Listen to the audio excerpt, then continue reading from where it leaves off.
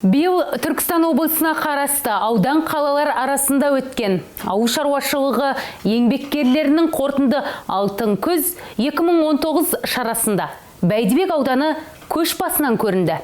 Яғни облыстан берілген индикаторлық көрсеткіштерді жоғарғы деңгейде орындап шыққан ауданға облыс әкімінің орынбасары салтанатты түрде арнайы сертификатты табыс еткен болатын. Ірі қара мал басын асылдандыру бойынша да озат аудан атанып, шаруашылықта инвестиция тартуда үздік шыққан аймақтың жетістіктеріне жергілікті шаруалардың қосқан үлестері орасан.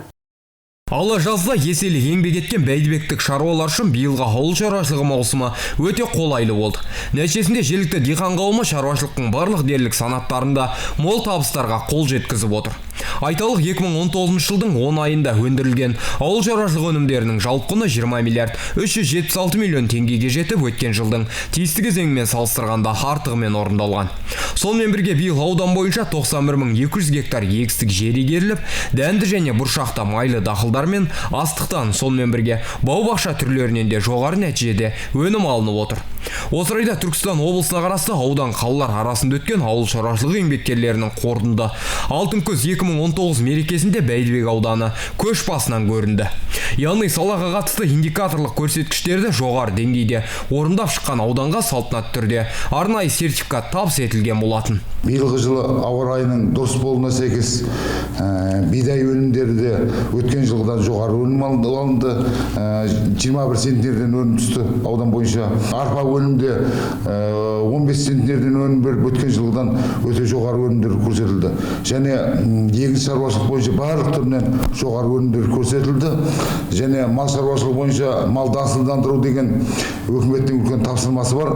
Малды асылдандыру бойынша да берілген тапсырманы 2 есеге жуық орындалды. Оның шаруалардың өкіметтің жеңілдетілген несие берілгеннің арқасында шетелден мал әкелініп, 600 бас мал әкелі болса, 1200 басқа мал әкеліп 2 есеге артығымен орындалды. Алтын асық деген бағдарламасы бар. Алтын асық бағдарламасында 150%-ға артығымен орындалды. Малдың құлан бағдарламасы да артығымен орындалды. Мына сиырдың басы өткен жылғымен салыстырғанда 110%-ға өсім бар. Оның өзі жаңағы шетелден келген малдар бар. Шетелден малдар әкеліп жатыр. Қазіргі таңда тағы да әкеліп жатыр. Одан туған бұзауларды да етке өткізіп жатырмыз. Еттің көлемі өткен жылға салыстырғанда да өте жоғары көлемде өткіздік. Осында ол өкіметтен берген жеңілдіктерді шаруалар өздері бұрынғыдай емес, қазір цифрлы Қазақстан дейді. Бәрі цифрланған, үйінде отырып шаруалар берген заявкасын беріп, қазір қаржыландырып жатқан жағдайы бар. Биылғы жылы тағы да бір үлкен жаңалық біз Бәйдібек ауданы үшін біз түскен мақсардан алған өнімнің бәрін шетелге өткіздік. Шетелге Қытай еліне Smart Farms деген осында фирма бар, сол арқылы біз шетелге өткізді. Бәйдібек ауданы ауыл шаруашылығы саласына инвестиция тарту жөнінен де көш басында келеді. Міне осындай жетістіктер арқылы облыс көлемінде бірінші орын алып топ жарған аймақ ірі қара мал басын асылдандыруда да озат аудан деп танылып отыр. Осылай деген Бәйдібек аудандық ауыл шаруашылығы бөлімінің басшысы Күмісбек Ахметов та мерекелік шарада ауыл шаруашылығы министрлігінің арнайы құрмет грамотасына ие болып, марапат төрінен көрінген. 17 жылдары егіс көлемі 65 мың гектар болған не бар.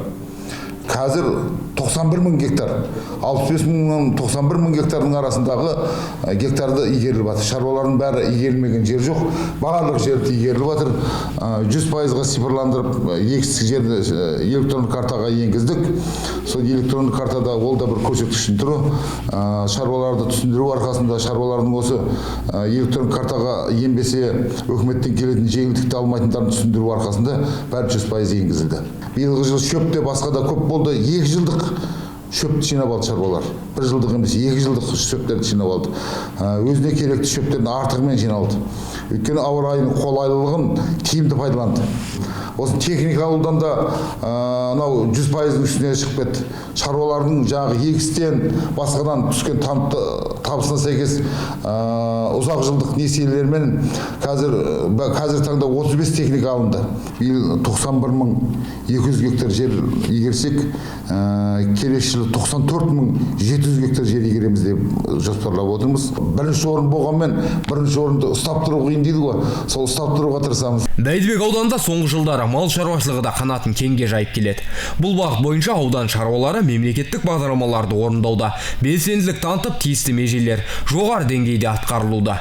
Айталық, биыл Бәйдібек ауданында сыбаға бағдарламасы бойынша 600 бас ірі қара алу жоспары қойылса, 10 айдың қорытындысы бойынша нақты 1200 бас ірі қара мал алынып, меже 2 есеге артығымен орындалған.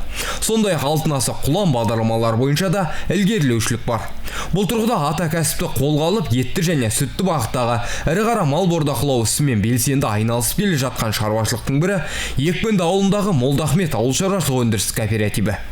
Білікті агроном әрі Бәйдібек аудандық мәслихатының депутаты Айдар Байсбеков жетекшілік ететін аталмыш кооператив биыл Алтай өлкесінен 100 басқа жоқ ірі қара әкеліп, еселі еңбек етуде. Сол мемлекеттің бағдарламасының арқасы аясында мынау 4 адам жұмыспен қамтыдық. Мынау көріп отырсыздар қазір, биыл Құдай қаласа осы жылдың басында әкелгенбіз. Биыл бірсыпыра былай айтқанда көбейді осы сиырлар, кішкентай үйренді жерге. Жұмыс істеуге болады негізі. Сол 2 жыл каникул бар, мемлекеттің бағдарламасына алдық. Құдай қаласа биылғы төлмен кредит құя бастаймыз енді.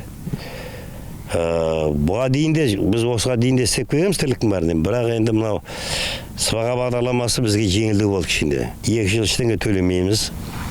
Основной долг дейді ғой жаңа. Негізі қоры төлемейміз, оның процент төлемейміз. 2 жылда біз 2 мәрте төлдеп алсақ, мына малды 2 мәрте. Сол біздің ертең кредиттің хотя бы 50% жабады ол. Жем-шөптен бөлек. Субсидия алдық биыл, Құдай қаласа. Сол субсидияның арқасы шығар. Мынау үлкен бас сауып алдым биыл. Шөп жинадым. Білікті агроном Айдар Байсбеков 2002 жылдан бері Мырзахмет ата өндіріс кооперативіне жетекшілік жасап, масақты дәнді дақыл түрлерін өсіруді мықтап қолға алған.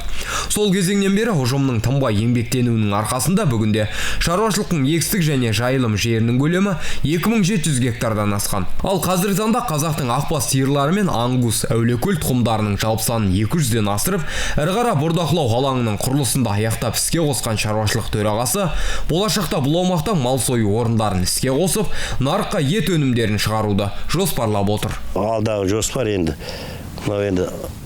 жаңағыдай бордақ алаң салып, арғы дамысақ деген ой бар. Амашық болса қыстан дұрыс өтеміз деген ойдамыз енді. Мал азығын дайындадық. Өшерден дайындаймыз, мемлекеттің берген 49 жылға жері бар. Мына облыс әкімі келе салысымен ауыл малдарын асылдандыру жөнінде программасы бар. Біздің ауданы пилот программа ендірген. Сол жаңа айтып отқан әулиекөл деген пар ауданы соғыстың арқасында, соғыстың тапсырмасымен әкелдік біз. Осы Қазақстаннан әкелдік, бірақ аналық басы шетелден келді, Алтайский райдан келді. Ева деген поселоктан әкелдік. Қазір ауыл шаруашылығын мемлекет тарапынан қолдамаса, ауыл шаруашылығы дамымайды негізі. Өйткені бұның шығыны көп. Шығын. Бұған жинайтын жем шөпті көп. Сондықтан мемлекет тарапынан біздің субсидияны тоқтатпаса. Міне осында еңбекқор ауыл шаруашылығы ұжымдарының арқасында Бәйдібек ауданы алдағы уақытта да межелі жоспарларды жоғары деңгейде орындай бермек. Абай Марф, Нұрберік Тұрғын, Айға қоғамдық телеарнасы.